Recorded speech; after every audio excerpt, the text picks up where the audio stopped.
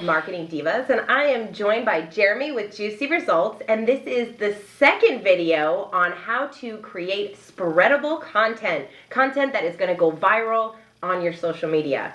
And last time we talked about the first 4 patterns that Jeremy recognized. So if you haven't yet seen that video, what are you waiting for? Click on it below to find out the first 4. And today, Jeremy's going to share with us those next 4 patterns that you really see help companies create content that's going to go viral on their social media sites. Yeah, absolutely. So let's jump right in. The 5th pattern overall that we use when trying to develop content for our clients is usefulness.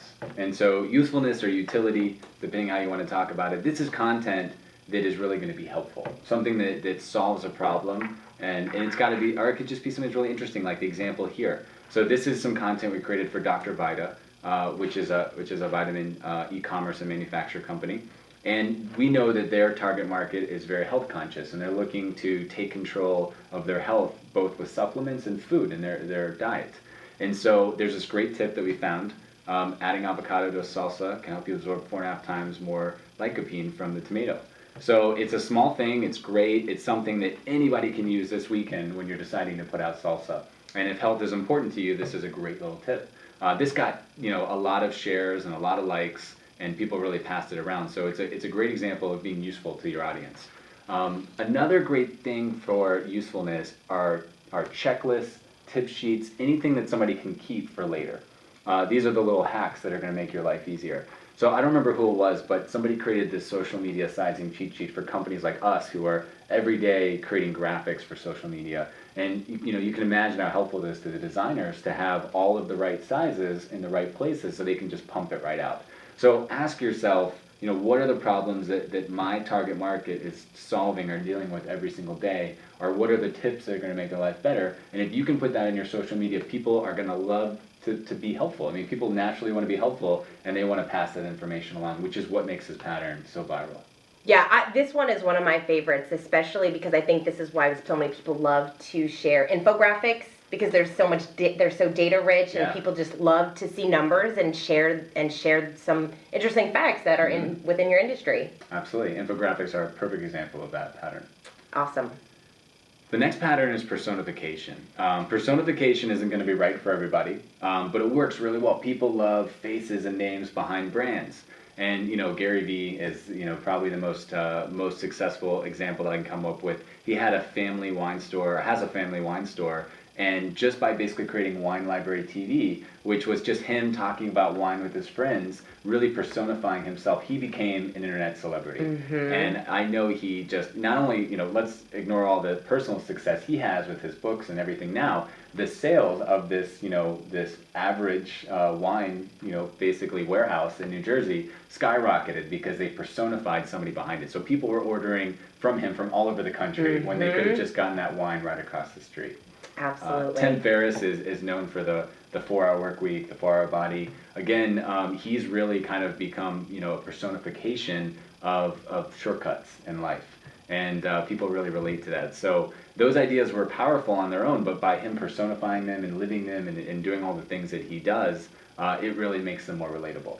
So ask yourself if you can personify your brand. It doesn't have to be so professional, as they say, with a big corporate name and everything. I mean, sometimes just putting a hero out there or an everyday guy who's relatable is going to be really successful for your content. Yeah, I like this one too, and I happen to be a huge fan of Gary Vaynerchuk myself, because I just think he's awesome with the way that he's just so out there, and he is who he is, and like you said, it works for him, which is great. But I actually was at a conference over the summer, and I was tweeting a really big company, and it happened to be Vocus actually, so I was tweeting them and going back and forth, and I met the girl who tweets for them at an event. And I was actually specifically trying to find out who tweets it for you, because I just thought we had some fun banter back and forth, and it was really fun to meet that person behind the bigger brand. So I have a different outlook on that company now, because I know who the face of it is. That's a great point. Yeah, exactly. It's really powerful. So I want to talk about newsjacking and the trend wagon now. So this is a new term that a lot of people use, newsjacking. And essentially, this kind of goes back to the real-time pattern, but it's a little bit different. It's more of, what is what's the zeitgeist of today? What is everybody talking about? Is there a huge news that's happening, and how can you kind of attach your brand to that, either in a meaningful way or a comedic way? And so here's some more examples with 2Js. Anybody who's on Facebook has been invited like crazy to Candy Crush. It's all everybody does. And so it's very clear that Candy Crush is an addicting game. And so we had a little fun with it. And, it's addicted to Candy Crush. 2Js is even more addicting. So this was just a post that if we would have just talked about how addicting 2Js was, it would have only been so successful. But by attaching it to something that people were seeing every day, it kind of took it to the next level. Right. When the royal baby was born, and again, talking about multiple patterns, this is humor that's only funny to 2J's customers, because 2J's customers know that they have this giant J-normous sandwich, literally called the J-normous. And then they have the Triple J, which is a normal size sandwich. And so when the royal baby was born, we kind of scrambled and came up with this idea, and we showed that the Triple J was the royal baby. So again, it's just basically hijacking the trends that are happening, attaching yourself to it. Again, just people, if they're already exposed to something and it's everywhere, and then they see you have a little clever fun with it, or if you're actually really can be helpful to something that's happening, make sure that you take advantage of that timely nature. So the last one I want to talk about is probably the one that we found to be the most powerful. And this is tapping into controversy and kind of extreme passion. So anytime you can, there's a joke that I like to tell that if you can get half the country to hate you, you can be president of the United States. So, anytime you can get people to, really be vocal about their dislike for you, it feels like it's a bad thing, but that usually means that there's somebody on the other side who's just as passionate about supporting you. Right. And so this was a brand new account that we worked on. It's a great case study. We had just started their social media page. I think they had about 100 fans, just right around 100 fans on Facebook. And we put out this piece of content with a little promotion, and they had over 1,000 people like it. And I didn't really think it was going to be possible to get 1,000 likes on a page that had 100 fans. But because it got shared and it got so much, interaction, so many hundreds of comments, with such a simple idea that people are really passionate about, it just really went viral, and it really, kickstarted or launched their page. So if you're in an area where there's a lot of passion or a lot of concern or hope or fear around things, how can you tap into that, and how can you create content that really supports the side that your audience is on? You'll find that really gets shared a lot.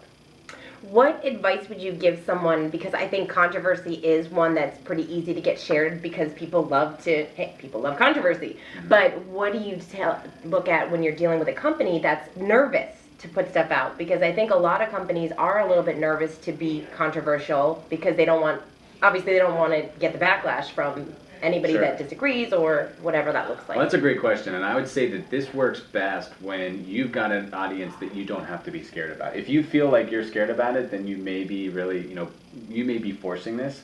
That company was a company for gun owners. It's a gun insurance, basically. And so they knew that there's nothing wrong with, being controversial about gun ownership because their audience is passionate.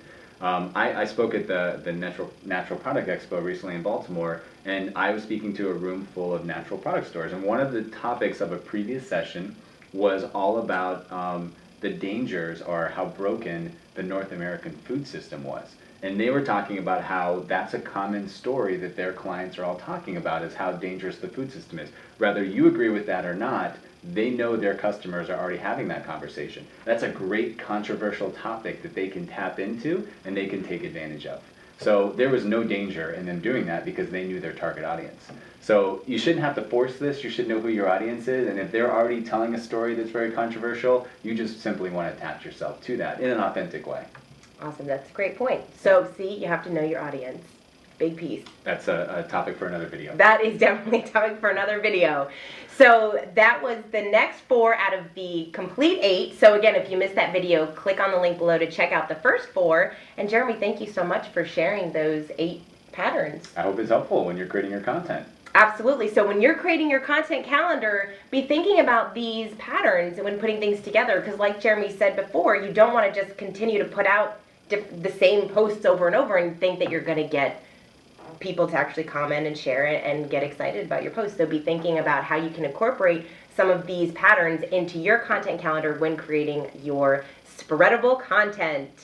So we hope that this was helpful. We look forward to many more juicy videos, so please check out marketingdivas.com and juicyresults.com.